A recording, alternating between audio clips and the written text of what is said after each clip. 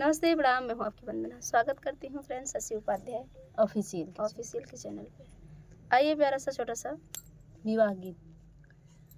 बेटी विवाह गीत लेके आए हैं। फ्रेंड कैसे लगेगा कमेंट बॉक्स में बताइएगा।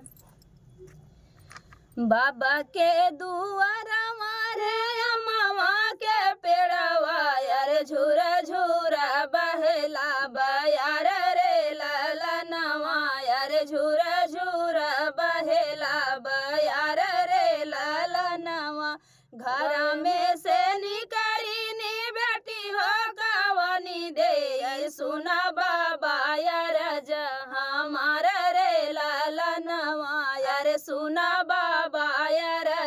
हमार रे ललनवा कौन कर ली है बाबा कौ अपन दी है यार के थुआ के कैला बे ओ हर रे ललनवा यार के थुआ के कैला बे ओ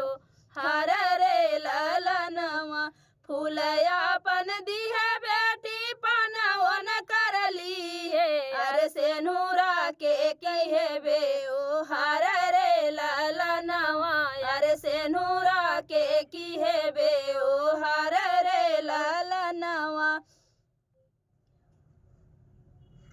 फूल अपन लिहा बाबा पनवन कर दी है अरे जिनी करा से नूर बे ओ हर रे ललनवा अरे जिनी करा से नूर बे ओ हर रे ललनवा बाबा के दुआरवा रे अम्मा के पेड़वा यार झूरा झूरा बहेला बयार रे ललनवा अरे झूरा झूरा बहेला बयार रे ललनवा घरा में से निकरी नी बेटी हो कवनी दे यार सुना चाचा यार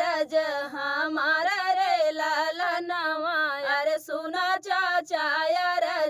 हमार रे ललनवा कौआ अपन दिहा चाचा कौन कर ली है अरे के थुआ के की हबे ओ हर रे ललनवा यार के थुआ के की हबे ओ हर रे ललनवा फूल अपन दिहा बेटी पनवन कर ली है यार से नूरा के की है बे ओ हर रे ललनवा यार से नूरा के की है बे ओ हर रे ललनवा फूल अपन लिहा चाचा पनवन कर दी है यार जिनी करा से नूरा बे ओ हर रे ललनवा यार जिनी करा से नूर बे ओ हर रे ललनवा। बेटी विवाह गीत।